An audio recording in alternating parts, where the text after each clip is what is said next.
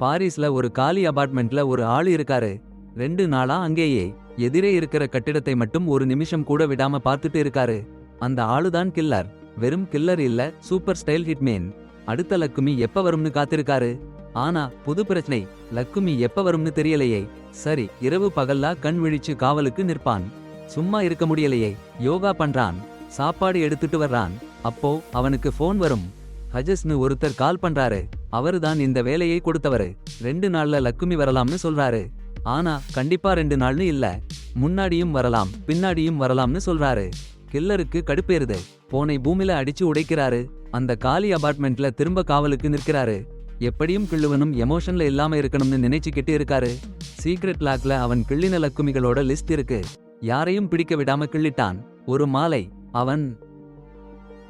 அவன் துப்பாக்கியோட இருக்கான். சட்டன்னு ஒருத்தன் அவன் வீட்டு வாசல்ல வந்தான். கொலைகாரன் துப்பாக்கிய நேரா நிறுத்தி சுட ரெடி ஆயிட்டான். ஆனா அந்த ஆளு உள்ளே வரல. குப்பையெல்லாம் வீசிட்டு போயிட்டான். பின்னாடி கொலைகாரனுக்கு ஓய்வெடுக்கணும்னு இருக்கு, ஆனா இலக்கை தவற விட்டுடுவேன்னு பயமா இருக்கு. அந்த நிமிஷத்துக்கு ஒரு முறை அலாரம் வச்சு காத்திருக்கான். இலக்கு வருவதுக்கு சின்னங்கள் கிடைக்குது. ஒரு வேலைக்காரன் எதிர் வீட்டுல ஒரு அறைய ரெடி பண்றான். இத பார்த்த கொலைகாரன் அவன் ரைபிள் உள்ளடங்கல எல்லாத்தையும் ரெடி பண்றான். கொஞ்ச நேரத்துல அவன் இலக்கை பார்க்கிறான். உலகெங்கும் பிசினஸ் பண்ற ஒரு பணக்கார வயசான பிசினஸ்மேன். ஆனா அந்த மனுஷன் ஒருத்தனா இல்ல, ஒரு பொம்பளை, ஒரு கலைஞர் கூட இருக்காங்க. கொலைகாரன் நல்லா ஏம் பண்றான். ஆனா துப்பாக்கி சுடுற சமயத்துல அவன் கை நடுங்குது. குண்டு இலக்கை தவறி அந்த பொம்பளைய அடிக்குது. தப்பு புரிஞ்சு போச்சு. கொலைகாரன் சீக்கிரமா எல்லாத்தையும் எடுத்து ஓடுறான். மோட்டார் சைக்கிளை ஏறி குப்பைகளை நீர்வழி வாய்க்கால வீசிட்டு எல்லா சான்றையும் அழிச்சிடுறான். ஒரு குப்பை லாரி நின்னுச்சுன்னு வைங்க. பாலம் வந்தா உடனே அவன் இறங்கிட்டான். நடந்து பாலத்தை கடந்துட்டான். ஹெல்மெட்டை ஆற்றில வீசிப்புட்டான். ஏய், அந்த இலக்குல காவலாளிங்க ஏற்கனவே விசாரணையில இருக்காங்க. போலீஸ் ஏர்போர்ட்டை கண்காணிக்க ஆரம்பிச்சுட்டாங்க. சும்மா இல்ல, அவனால உடனே பிரான்ஸ்ல இருந்து கிளம்ப முடியாது. வேறொரு பெயர் போட்டு டிக்கெட் வாங்கிட்டான். எஸ்கேப் பண்ண ஃபிளைட் எக்ஸ்பெக்ட் பண்ணிட்டு இருக்கான். அப்போ ஹஜஸ்னு ஒருத்தன் கோபமா போன் பண்ணான். மிஷன் ஃபெயில் ஆனதுக்கு, வேலையை முடிச்சு கொடுக்கலைன்னா கொடூரமான விளைவு வரும்னு எச்சரிச்சான். ஃபிளைட்டில ஒரு சந்தேக நபர் அவனை நெருக்கமா பார்த்துட்டு இருந்தான். அவனுக்கு அசௌகரியமா இருந்துச்சு. டிரான்சிட் ஏர்போர்ட் போனா அந்த மனுஷன் இன்னும் ஃபாலோ பண்ணிட்டு இருக்கான்னு தெரிஞ்சுச்சு. சரி, கவனமா இருக்கணும்னு ஹோட்டல்ல தங்கிட்டான். அவனை கவனிச்சுட்டு போராடணும்னா போராட. அதிர்ஷ்டம், அந்த மனுஷன் எதுவும் பண்ணல. அவன் டொமினிக்கன் ரிப்பப்ளிக் ஃபிளைட் பிடிச்சிட்டான், பிளான் பண்ண மாதிரி. அவன் வந்ததும் அவன் பிடித்த காரில் தன் காதலி மகதாலா கிராமத்து வீட்டுக்கு நேராக போனான். நீண்ட பயணம். கேட்டுல வந்தா அவனுக்கு அதிர்ச்சி. அந்நியார் கால்தடம், சிகரெட் துண்டுகள் எல்லாம் கிடக்கு. அவனுக்கு பயங்கர பயம். ஆயுதத்தை எடுத்துக்கிட்டு சத்தம் போடாம வீட்டுக்குள்ள நுழைஞ்சான். என்ன சம்பவிச்சிருக்குன்னு தெரியல. உள்ளே போனா சமையலறை முழுசும் தலைகீழா மாத்தி வச்சிருக்காங்க. எல்லாமே கலைஞ்சு போச்சு. இரத்தக்கரை கிடக்கு. ஆனா மகதாலா இல்ல. அவனுக்கு உள்ளே ஒரு நெருப்பு. அவன் உடனே அருகிலிருக்கிற மருத்துவமனைக்கு ஓடினான். அவன் சந்தேகம் நிஜம். மகதாலா கடுமையா காயமடைஞ்சு அவசர சிகிச்சை வார்ட்ல இருக்கா. என்ன நடந்ததுன்னு தெரிஞ்சுக்கணும். மகதாலாவுடைய நண்பன் மார்க்கஸ் கிட்ட கேட்டான். மார்க்கஸ் சொன்னான், 2 அண்ணியங்க, ஒரு வலிமையான ஆம்பிளை, ஒரு சின்ன ஆண்டி டேக்ஸில வந்து அவளை அடிச்சு வச்சுட்டாங்கன்னு. அவனுக்கு கொதிப்பு, குற்ற உணர்ச்சி. மார்க்கஸ் கிட்ட இனிமே மக்தாலாவுக்கு இப்படி ஒண்ணும் நடக்காதுன்னு உறுதியா சொன்னான். மக்தாலா சின்னஞ்சிறு உயிர் திரும்ப பெற்றதும் அவன் யாருன்னு ஒண்ணுமே சொல்லலன்னு கொலைகாரனுக்கு உறுதியா சொன்னா. அவளை அடிச்சவங்க கட்டாயப்படுத்தினாங்கன்னாலும். அடேங்கப்பா, அந்த தாக்குதலால கொலைகாரன் ரொம்ப கடுப்பா போய் வீட்டு பின்பக்கத்துல புதைச்சு வச்சிருந்த ஆயுதங்களை எடுத்து வந்தான். அடுத்த நாள் காலையிலேயே அவங்களை தேட ஆரம்பிச்சான். அவங்களை கொண்டு போன டாக்ஸி கம்பெனிய போய் கொலைகாரன் கேட்டான். அந்த உரிமையாளரை பயமுறுத்தி கேட்ட விஷயத்த சொல்ல வைச்சான். அடேங்கப்பா, லியோ ரோட்ரிகஸ்னு ஒரு டிரைவர் அவங்களை மக்தாலா வீட்டுக்கு கொண்டு போயிருக்கான்னு அந்த உரிமையாளர் பயந்த சொன்னான். அடுத்த நாள் லியோவை தேடி பிடிச்சான். லியோ ரோட்டு ஓரத்துல பேசஞ்சர்ஸ் எக்ஸ்பெக்ட் பண்ணி நின்னுருந்தான். சாதாரண கஸ்டமரா நடிச்சு அவன் டாக்ஸில ஏறினான் கொலைகாரன். ஆயுதத்தை ரெடி பண்ணிக்கிட்டு அமைதியா உட்கார்ந்திருந்தான். ஒரு ஒதுக்குப்புற இடத்துக்கு போக சொன்னான். பிறகு துப்பாக்கிய காட்டி பதில் சொல்ல சொன்னான். அவன் கொண்டு போய்விட்ட 2 பேசஞ்சர்ஸ பத்தி சொல்ல சொல்லி லியோவை அழுத்தினான். காட்டுல ஒரு மறைஞ்ச இடம். மார்க்கஸ் சொன்ன மாதிரியே பயத்துல நடுங்கி லியோ சொன்ன விவரம் சரியா இருக்குன்னு உறுதி பண்ணான்.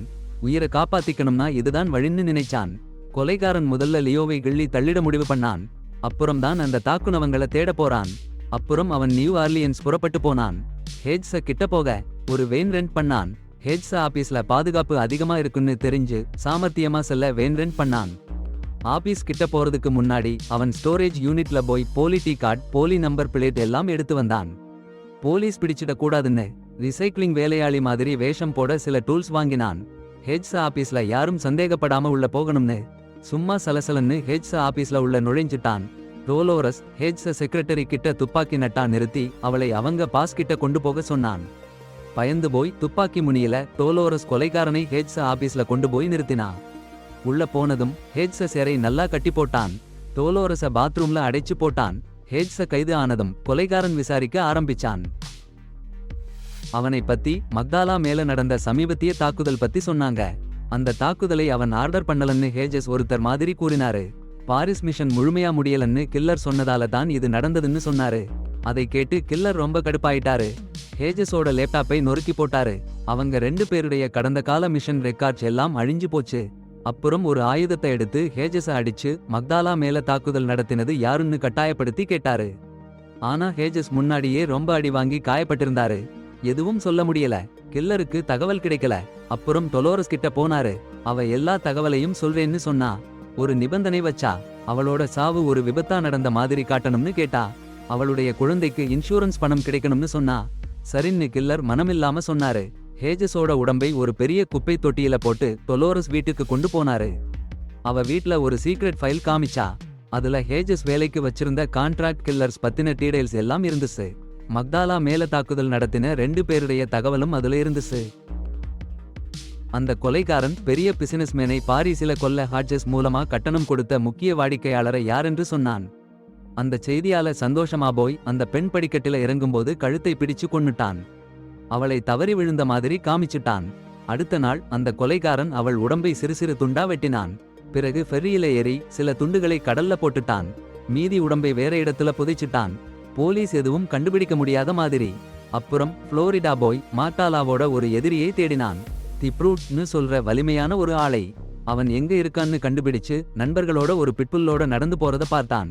அந்த நாய் இருந்தா திட்டம் கெட்டுடும்னு நினைச்சு உறங்க வைக்கும் மருந்து கலந்து மாட்டிறைச்சி வாங்கினான். பிறகு அந்த ப்ரூட்டையும் அவன் ஃப்ரெண்ட்ஸையும் பார்க்க போய் அவங்க வீட்டுக்கு போன பிறகு அந்த நாய்க்கு அந்த மாட்டிறைச்சியை போட்டுட்டான். சரியா போகல. அவருக்கு எல்லாம் எதிர்பார்த்தபடி நடக்கல. அந்த கொடூரன் யாரோ பின்னால வருதுன்னு உணர்ந்தான். அதனால ஒரு கொடூரமான கைக்குள்ள போராட்டம். அவருக்கு நிறைய போர் பயிற்சி இருந்தாலும் அந்த கொலைகாரன் அவனை அடக்கி கடைசியா சுட்டு போட்டான்.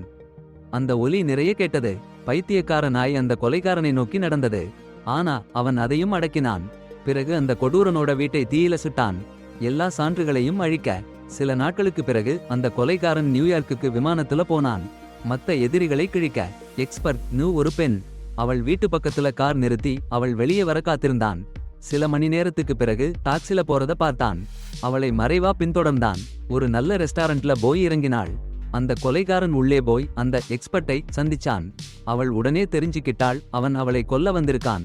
சமாதானமா சாப்பாடு சாப்பிட அழைச்சாள். ரொம்ப ருசியா இருக்குன்னு சொன்னா. ஆனா அந்த கொலைகாரன் சந்தேகப்பட்டான். விஷம் கலந்திருக்குமோன்னு நினைச்சான். அவளை ரெஸ்டாரண்ட்ல இருந்து வெளியே அழைச்சிட்டு போனான். அருகிலேயே பார்க்ல அவளை சுட்டு போட்டான்.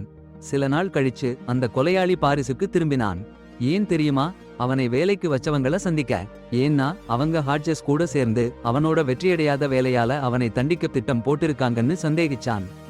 அந்த பழைய கிளையன்ட்ட ஒரு லக்ஸரி அபார்ட்மெண்ட்ல கண்டுபிடிச்சான். ஆனா கதவு திறக்க முடியல. உடனே போலியான சாவி ஆன்லைன்ல ஆர்டர் பண்ணான். வர வரைக்கும் காத்திருந்தான்.